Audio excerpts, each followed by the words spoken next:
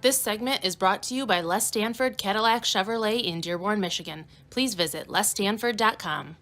Welcome back to Inside the Pizza Oven. I am your host, Fredi the Pizza Man. Today we have a special guest, Armani Williams, first race car driver with autism. How you doing, Armani? Good. Thanks for having me on. I'm glad to have you, man. I've been wanting to meet you for a long time. We tried to make this work, and now we're here. Yeah. So we're gonna make a pizza next time. We have a little too hot in here, even though you would be used to a hot pizza oven, right, with the race car. Yeah, it gets hot with the race car sometimes, but I've been using it for a long time. And I'm excited to. His mom is here, joining us, Irena Politano. Hello. Did I say that right? Yes. I'm Italian. I'm saying that wrong. I don't know why, but thank you for being here. Thank you for having us. So, well, I mean, obviously we're going to talk about the race car and a lot of other things that you got going on in your life, but we are here in the middle of June 2020, and the world was shut down with the pandemic. How did the pandemic affect you as a person, as a race car driver in the last couple months? Yeah, I mean, considering everything got shut down, meant we couldn't really go to any racetracks or any races that were coming up on the schedule. So, but thankfully, we have another thing in mind to kind of keep us all entertained and, kind of, help keep us up to date, with the racing simulators. In fact, there's iRacing going on, I even got one at home. Just continuing to practice on that every day and just getting into some races with people online just to keep driving skills up, just so I'm not falling behind. And, we even did a racing series like a month ago just to have a little fun and give some fans some sort of entertainment with all this sports being down to a halt. So yeah, you were. I think I saw it on Facebook. You were doing virtual race car driving. How does that work? So I mean, again, I kind of have had an iRacing account and a simulator for a few years now. Most of the time you can just go on, get on any official races. There's many people that get online. You can join and just kind of get together and just sort of, kind of get your car ready, and just, kind of have a little fun with it, And so I've been doing it for quite a while, and, it wasn't unusual for me once everything got put to a halt. So now the last 3 months you've been home a lot. Mom doing a lot of cooking for you? I mean, you've been eating a lot with mom's cooking?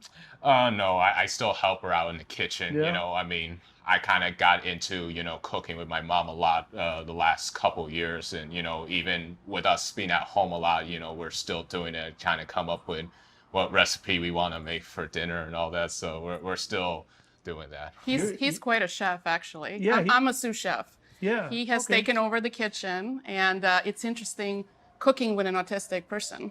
Everything is measured down. There's no pinch of anything, or, Well, you're not like substituting. Me. I just do everything. Yeah, you can't do that. Yeah. So everything tastes the way it's probably meant to taste in the first place. So you don't always want to miss a little step. He doesn't substitute. He measures it right down to a teaspoon level.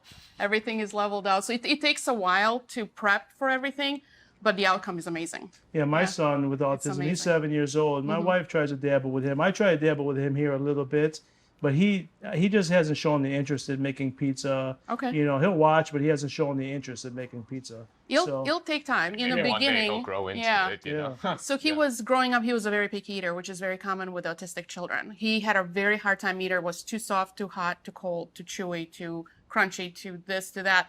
And I had a really hard time, but I felt like, if he's in the kitchen with me cooking, even though he doesn't eat what we make, he knows what goes into making. And then eventually over time, and it was really 10, 11, 12, where he would be like, he'll try a tomato for the first time. He's like, oh my gosh, I like the tomato. I'm like, thank God, so like little things. And now he eats, spicy food. He makes his own, full-blown breakfast every morning and all kinds of stuff. People that known him back then, knowing that he wasn't eating much at all, to see him now making all these things, it's amazing. My son, it's French fries, chicken tenders. Yep.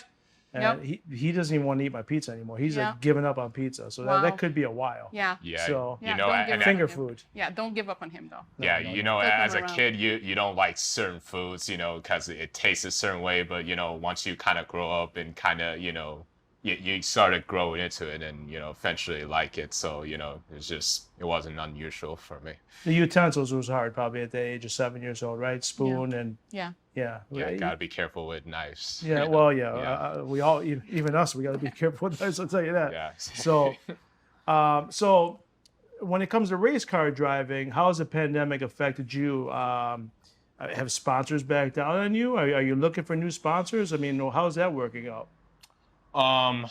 Yeah, Because if you are, tell the camera, hey, I'm looking for a sponsor, Oh yeah, and that's something we're continuing to work on, trying to look for, sponsorship, people that, believe in my story, believe in our mission, that want to invest in me, and then, yeah, I mean, when the racing got brought to a halt, sponsorship had to kind of, be put a halt, and, with Century Autism, they sponsored with us for one race back at Phoenix a few months back, and so, I mean, we were trying to look to do more things, run more races with this sponsorship and stuff, but, like hopefully when things get back to normal, we'll love to get back with Century Autism and then, hopefully can bring more sponsorship together as well. Yeah, I see Centria. My wife set my son up at Centria when he was about 4 years old for ABA therapy. It was probably about 6 months. It wasn't really long. Okay. And I remember the days of going, leaving here, picking him up. My wife would bring him, and I would go pick him up, and I would look through the window of the door, and he would just be playing. And then when he'd open the door, he'd run to me. Wow. Those are some great memories I always think about. He'd just run to me, and then he'd turn back around because he forgot his coat. He'd go grab his coat, and then he'd grab my hand, and the elevator was everything to him at the time. He used to love the elevator. Yeah. So to you, when you first found out, Sure. I mean, was it the first time you've heard about autism? It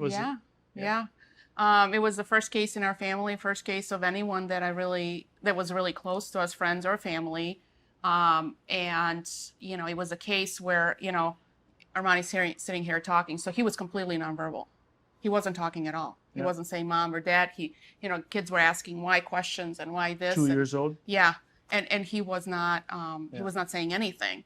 And he, we both worked, so he was in a daycare setting, and I noticed other kids were talking much more than I expected a 2-year-old to talk. So, it was, at first I knew something had to be wrong. I didn't know that necessarily was autism. I thought maybe there's something, speech, maybe there's hearing problems, maybe there's, vocal cord problems, because he really didn't have the behavioral issues. He wasn't, flapping his arms or banging his head against the wall, something that you see with extremely autistic kids. Yeah. So I really didn't know what to expect. It was really unknown. And it was at that point when I noticed that he just was not progressing as fast as the other kids were verbally, that I decided to seek help.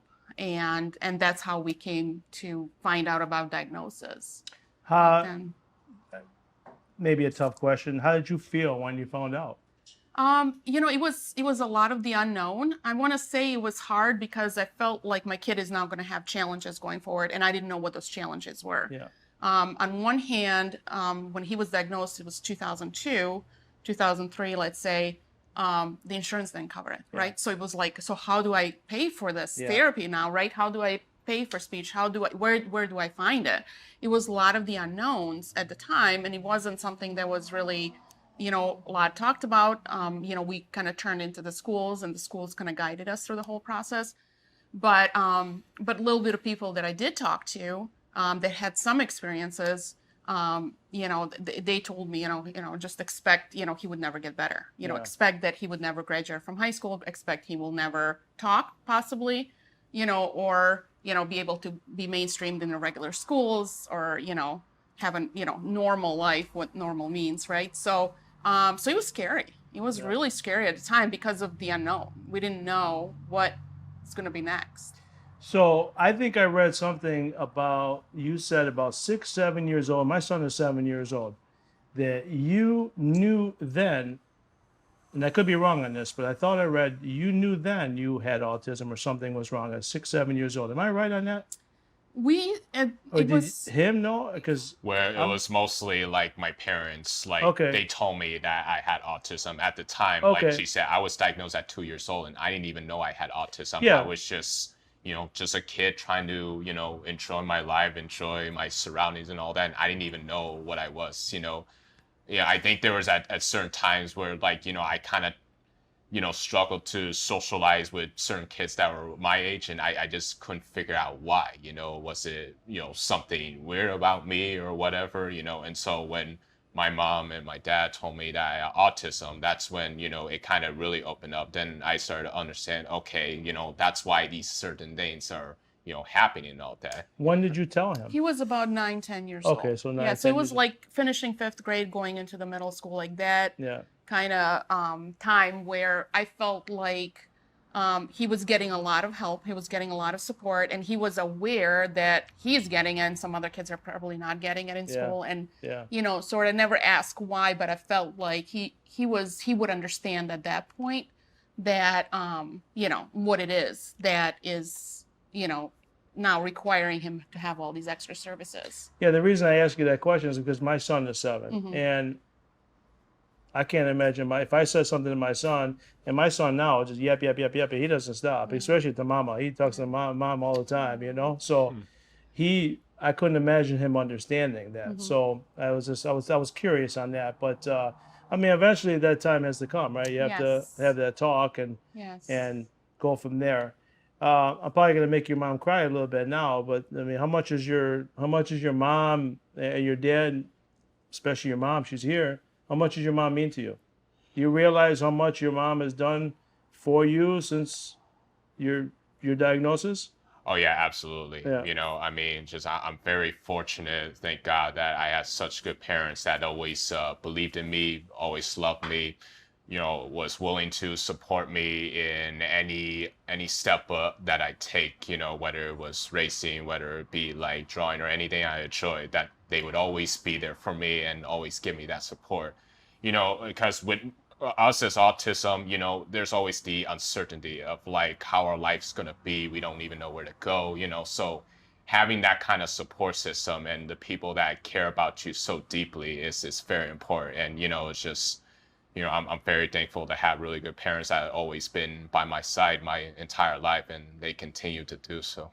The mom's always important. That's 100% for sure. I could say that. Yeah. Do you realize everything that's I mean, do you realize how much of a change, how much you're helping other people when you talk or you go to visit people or even just do an interview like this? You realize how much help you're doing? Like I think from the beginning I didn't realize it at first, but then, like the more I thought about it, and seeing how other people's lives have changed for me, like touching on their lives, it certainly opened my eyes to how much of an impact that I'm giving to them, and just giving them that high level of hope that, no matter if you're autistic or any type of diagnosis, you can still do amazing things in this world like everybody else is. We share this world together. God made us different for a reason, but different in a good way, and it's just, me using my racing platform with the dream of being a professional race car driver, I can help them kind of make them create their own dreams of what they want to do in life, and, help them work hard to achieve them. Oh, yeah, I want to talk to you about your race car driving because I got a theory why you might have became a race car driver. So you're 20 years old, good-looking kid, young man. Yeah. You think about maybe getting married one day, getting kids, and does that cross your mind? Mom's like, oh, I don't know, wait a little time. I mean, you think about that? Yeah, I kind of think about it a lot. It'd be nice to, kind of have a wife and, maybe like help raise a family. I always want to be like kind of that father figure, just to kind of help guys, little kids in, the right direction. So, it's just still like working on that. But, I feel like eventually like that time will come. And so, Yeah, you're young. Yeah. Do you know Anthony Ianni? He's a friend of mine. He was here. He did the show with me. Yes, I've heard of Anthony Anane. Excuse me if it's okay. Sorry if I Ianni. mispronounce his last name. I'm not really good with names. No, it's okay. But, I'm not either. So yeah, former Michigan State basketball player. You know, he's First- doing a lot of good things with autism. So giving back. the reason why I ask if you know him is because obviously he was the first to play NCAA basketball with autism. You're the first race car driver. Do you feel a lot of pressure when that tag is on you? That you feel a lot of pressure being the first race car driver with autism?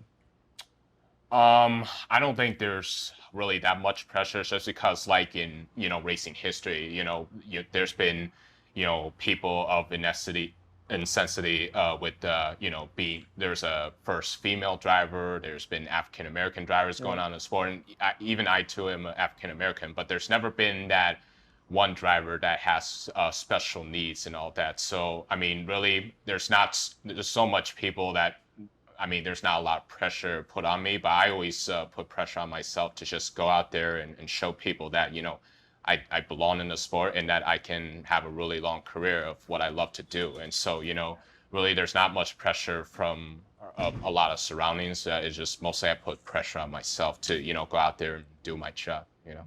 Some customer wanted to come and order a pizza. Oh. But I like how you answer that. You know why I like the way you answer it? Because you didn't bring up autism first. You brought up everybody. So basically everyone's equal, right? So whether you're African American, white, Chinese, whatever you want to say, autism, special, we're all equal, right? Right, yeah, absolutely. You know, you want to include everyone, you know, I mean, just no matter what you are, you know, I mean, they too have a talent in something they love to do, you know, especially in racing, you know, and they just need that opportunity and chance to show it, you know, and unfortunately, people have given me the chance to, you know, go out there on the racetrack and have me show people what I'm made of.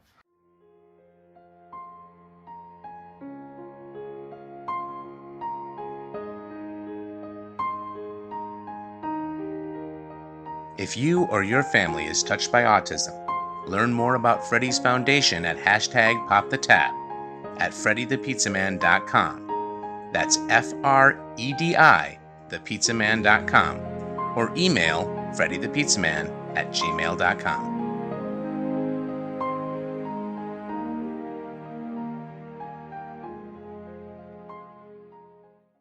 So I have a theory why you became a race car driver. Okay, I grew up in Michigan, and I think you guys are from the Grosse Pointe area, East Side, right? Mm-hmm. Maybe driving up and down 94, watching all those people driving, maybe turned you to a race car driver. Do you see how the way they drive down 94? I'm sure your mom's laughing, so she knows what I'm talking about. I used to go to the East Side all the time, and you drive down 94 sometimes. It's unbelievable. Yeah, you know, some people might do some crazy things on the road. Fortunately, I haven't gotten involved in like a lot of that stuff. You know, I always want to watch myself while I'm driving, you know, especially being a race car driver, you know, just to think that, you know, I'm not on the racetrack. You know, there's rules on the road. You don't want to get into accidents that might harm people or hurt, or, you know, all that stuff, you know. So I always try to be extra careful, you know, when I'm on the road and all that. Do you drive around town? Do you drive a car around town? A regular, just like we do? Oh yeah, absolutely. You know, like I used to have a Ford Mustang that I used to drive for a few years, and would sometimes drive around the highway to some places, to even take it back and forth to college and stuff, you know. And so, you know, I've never really been shy of like going to different places around Michigan. Well, the reason I ask you is, how does a race car driver behind a race get into a regular Ford Mustang and drive down 94 just down a regular street? Are you doing anything different? Are you doing 120 miles per hour?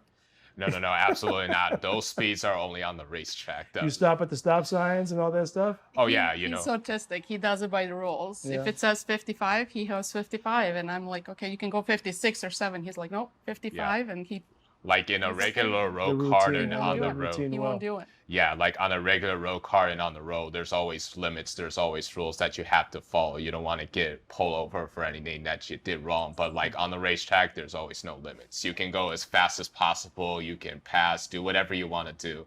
But on the road, it's much different. And that's something that I always like have to think to myself, okay, you're not on the racetrack, you're on the road. Now everybody's going 120, 130 miles an hour. be careful out there, you know. You know, I'm smiling because I'm envisioning. I'm talking to my son. You know, he's 7. I'm envisioning my son. My son would probably be the same. Very routine. I'll tell you a very quick story about my son. He gets in the car with us. The thing, thank goodness he stopped this. But when we left here, we'd have to go a certain way. It had to be the same way home. If it wasn't, especially if my wife was in the car, every time my wife was in the car, it was always double. It was worse. So I almost banned my wife from coming in the car. So you can't come no more if we're driving, just me and him. But he always watches the signs and the everything. He took himself at 6 years old onto Google Maps. Do you know Google Maps? Oh yeah, I use Google Maps a lot. Okay. He took himself, now, you know, at 6 years old, my son can't read or write the numbers, but we push in the address for him here or the house. And my son, 2 years ago, we went to Notre Dame College. And we stayed at a hotel near Notre Dame for a couple of days. And this is when he was really big into Google Maps. He pushed the button on Google Maps and it zeroed in our house. Yeah. He took himself all the way to Notre Dame and the hotel on Google Maps. Wow. Yeah. Wow. Yeah. That's amazing. Yeah, and a that's couple, awesome. and one time he took himself from my pizzeria to my father's cemetery plot. Wow. Yeah, and he never, you know, he was 2 years old when my father passed. Right. Yeah, That's so amazing. it's I know we were in shock. Yeah. You know, so and he loves cars. Yeah. You know, so I'm assuming when you grew up you loved cars. I saw the car. You had an interview the other day. I think your grandpa bought you a race car, little car you're holding up. It was actually someone like within Made the replica. made a replica. Oh, okay. It's His first basically like NASCAR. it's basically like a die-cast car of the first NASCAR car that I Oh. ever raced with, I think a few years ago. But yeah, you know, like back then when I was a kid, you know, I was always fascinated with cars. I would have a collection of action figure cars like everywhere, just play on the kitchen counter, play it on something, you know. And then until eventually, you know, I heard someone told me about NASCAR. I think my parents did, you know, and I thought it was something very cool. Like I wanted to check this out, you know. They would play on TV every Sunday, and just the first time I watched it, that's when it really caught my full attention right away. It was cool of how fast those cars were going, 180, 190 miles an hour. I'm like, that's crazy, right? You know, and just passing people left and right, you know, the color of the race cars were cool. You know, and the winner get a trophy. And so, you know, really, I would say like from the beginning, I was just fascinated with cars right out the bat. Are you scared when you're behind the wheel doing 108? Are you scared? Do you think about that? No, I don't really think about the speed, although like, you know, my dad does tell me, you know, what speeds I will be going. But, you know, I've been racing for 10 or 11 years to the point to where even if I go up 20 miles an hour more, if I were to go 180, that doesn't scare me a bit. Now, I see that you told me your biggest accomplishment was in the race car was in New Hampshire. Do you remember that? Yeah, I remember that like it was yesterday, you know. Tell us about it. Yeah, so, you know, it was a couple years ago. So like the diecast car that I mentioned, it was actually from a series I raced at up in Canada called the NASCAR Pinty Series. You know, and the NASCAR Pinty Series, they always run all the races up in Canada, whether it's a road course and an oval. But they went with this idea that they wanted to try go out of Canada to try and race a track in the U.S., which would be New Hampshire, and that they would have the inaugural event at September. You know, and then of course, considering because I'm an American driver, you know, they knew that that by the time they were going to go to that race, that they wanted me to be part of something, be part of history. And so, you know, I got a call from I think it was Anthony Simone. You know, he had another car that like he and his team built that he wanted me to, you know, drive. And so, you know, it was a really fast car right at the bat. You know, we were good in practice. You know, we had a really good qualifying spot. You know, and you know, we eventually moved up to the field and ended up finishing 9th. And you know, since I joined NASCAR, I never really had a top 10 within my first 5, 6, or 7 starts. You know, and so I finally did that. And really, at the end, it just felt like a win. You know, like that type of accomplishment when you know you can finish in the top 10. You know, eventually you'll figure out how to finish the top 5, and then, you know, the wins will come. And so really that top 10 kind of felt like a win. you know, and it definitely felt like, yeah, I definitely belong here, you know, and I got a long career ahead of me. Well, what's the difference between IndyCar and stock car? Yeah, so you know, like any car and stock car, you know, they couldn't be any more different than any other vehicle. You know, any car, obviously you're racing an open wheel, you know, so there's a lot of risk versus reward. I mean, the cars can be much lighter. They run, I think, 20 or 30 miles per hour faster than a stock car would go. Like from, you know, stock car being 190 miles an hour to almost 200, which any car, they can go possibly 220, 230 miles an hour, you know. And so, you know, with a stock car, you know, they're a lot more heavy on the weight, you know, and it's a little more hard to drive versus like an Indy car. It's not really that much hard to drive, you know. You just got to make sure you keep the car in one piece, not break a suspension, otherwise you're out. Versus a stock car, like you can bang the wall just like a tiny bit and still come in the pit road to fix it and still continue on the race. So, you know, there's a lot of differences in between. And so, you know, yeah, I mean, there's a lot of difference between the two. Have you ever desired to do like the Indy 500 IndyCar? You know, I kind of been thinking about it a little bit. I mean, running the Indianapolis 500 Indy car would be fine, you know, but you know, it would be fine to maybe run a Indy car on a road course too, considering they don't run as fast, you know. But you know, I always consider, you know, maybe someday, you know, trying a little open wheel and just see what kind of racing that brings, you know. So you can sit in front of a TV and watch a race car, like I would sit and watch a baseball game or a football game. You would watch a race car? You would watch a race car event? Oh yeah, you know, Yeah. and that's something that I kind of grew up watching all the time, you know, although I would love to, you know, be part of the TV, be in every race, right, you know, but every now and then, you know, I would always watch racing whenever it comes on TV, you know, and I kind of enjoy that stuff. So, you know, I mean, hopefully like in nearby future, you know, I'll be in every race and you guys will be able to see me on TV. Yeah, I every like that. week, you I know? like that. Yeah. Yeah, calling your shot. I like that. 20 years old, you're young enough. You'll get there. Right, exactly. So, Mom, I got to ask you, when he started race car driving, what were you thinking? I really didn't know when it started off with he was 8 years old, and this was a kid that loved cars, loved go-kart tracks. You go to amusement park, you know, we go to Michigan's Adventure, and he's on every go-kart track they had. That summer after school, I found this go-kart camp, summer camp for kids. So I signed him up, not thinking anything about it. I didn't even know about racing and that anybody races beyond NASCAR, right? Professional league. And the trainers at the camp told us, you know, he's really good. He should be racing.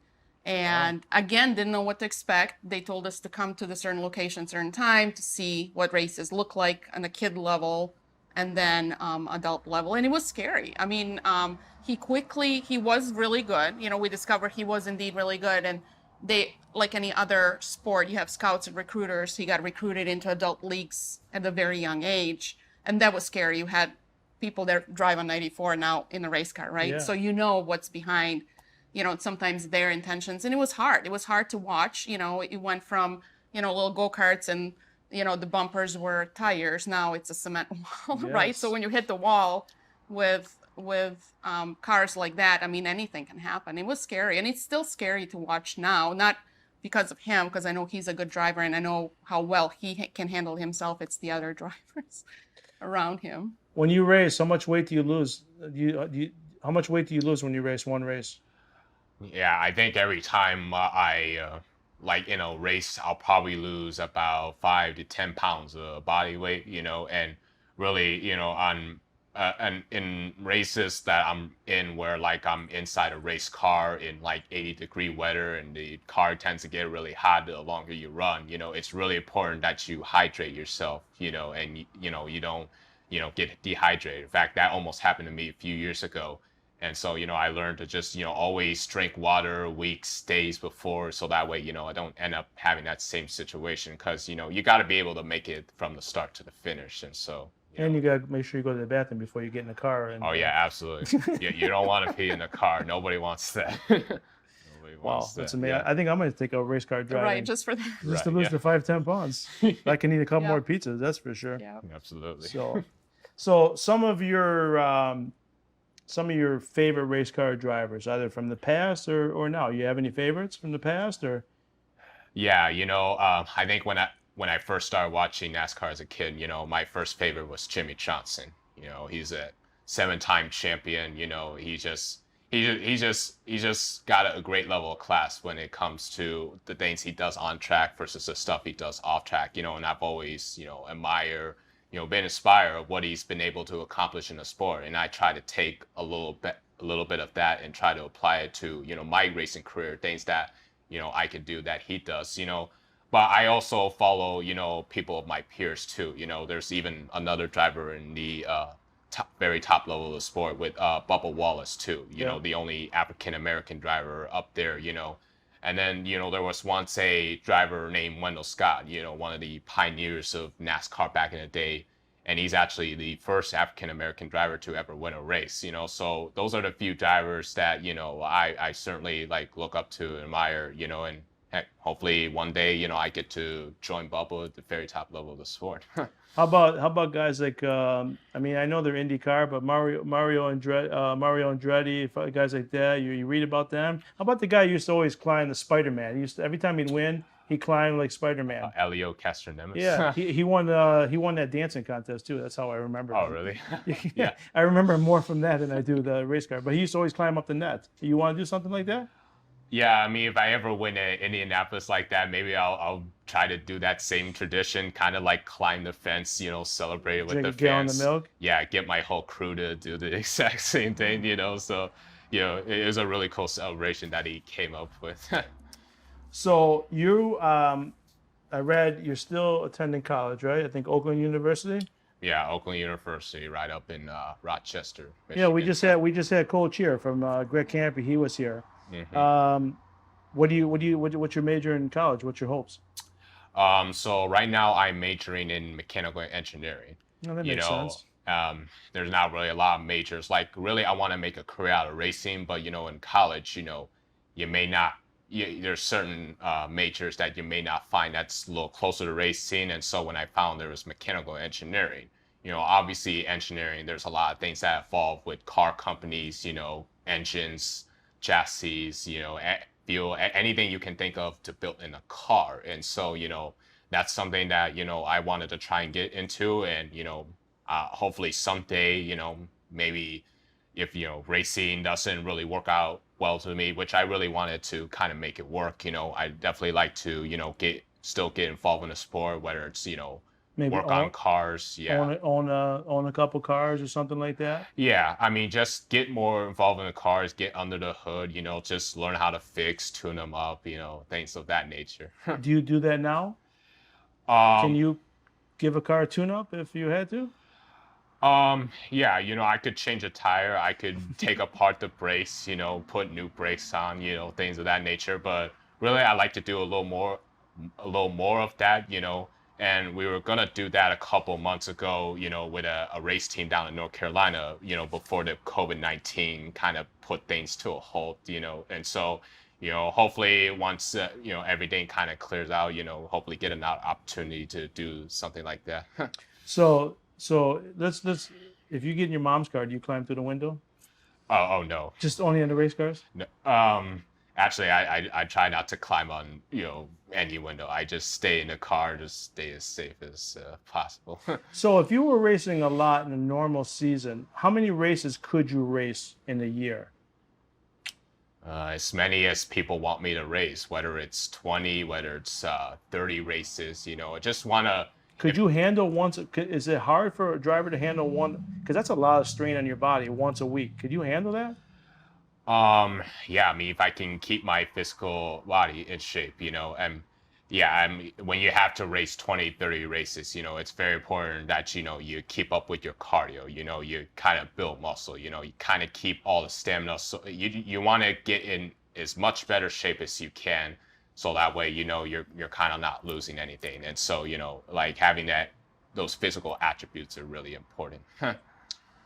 So how involved are you in his racing team? Are you very involved or? I try to manage some of the social media and support him from a Yeah. distance. He has a great team that he Yeah. works with. His dad does a lot more hands-on with him. So I just, whatever I can support Yeah. the whole process, coming here, meeting with, Yeah. different media outlets. Do you go to his social media. races? I go are to you his able races. to watch? Yes. Are you able to watch? I'm able to watch. It's hard. I mean, I am at every race. I'm down there with the team. I'm out in the bleachers when they're racing.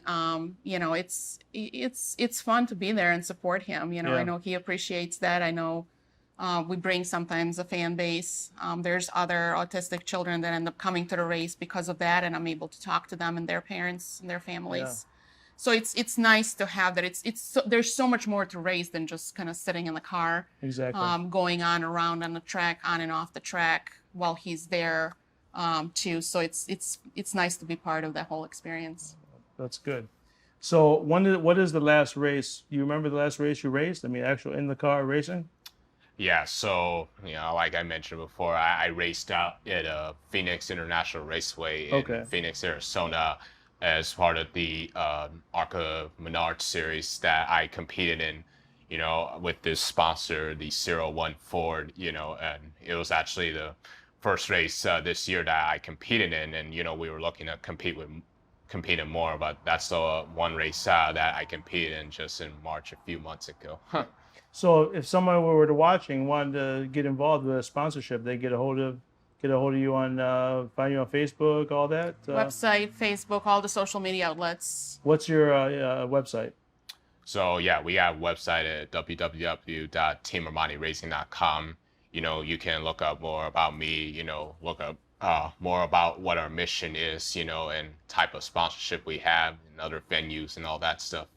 And so, and then especially other social media outlets with Team Armani Racing, Instagram, Twitter, Facebook, and all that stuff. Well, kind of ended for me, and I'm really glad both of you came out here. It really means a lot to me. Yeah. Do you realize how many people you touch with autism? Do you realize what? I mean, you might not meet them all. I mean, there's no way you're going to meet them all. But do you realize how many people you're touching, and you're saying, hey, you know what? If he can do that, I can do this.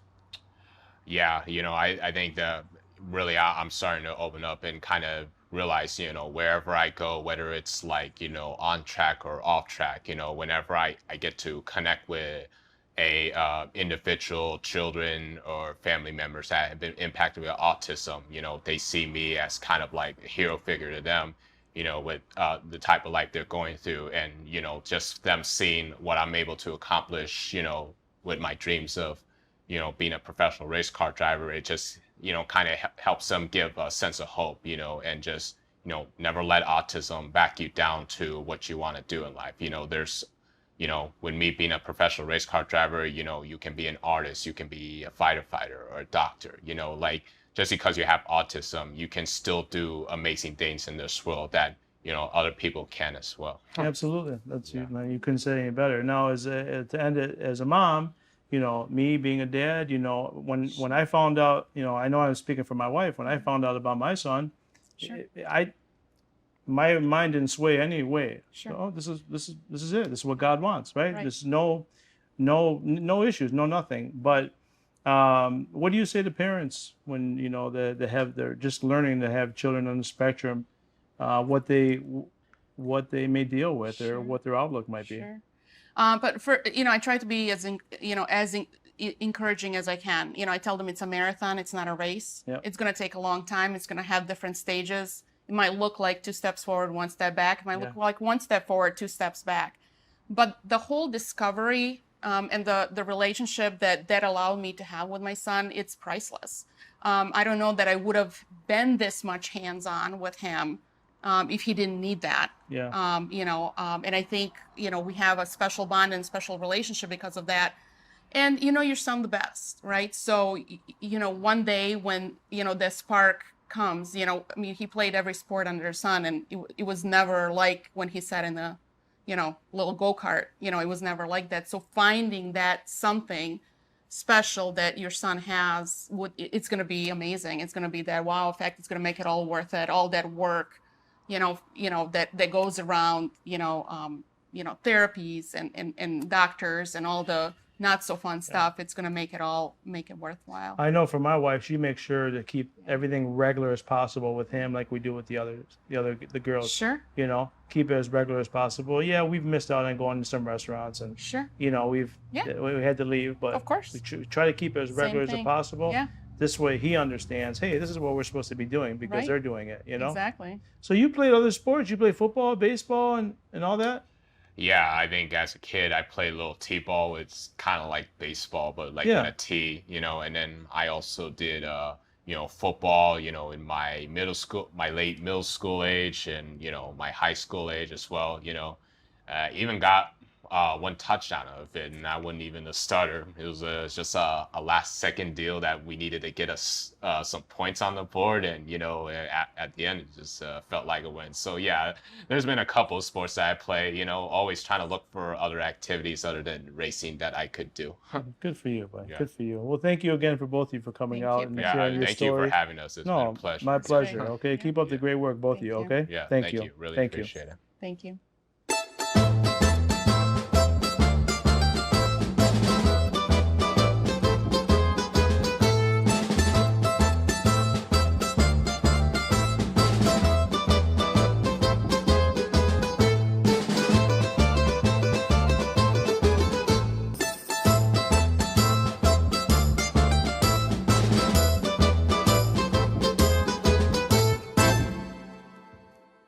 Les Stanford Chevrolet Cadillac is a family-owned and operated full-line Chevrolet Cadillac dealership located in downtown Dearborn, Michigan.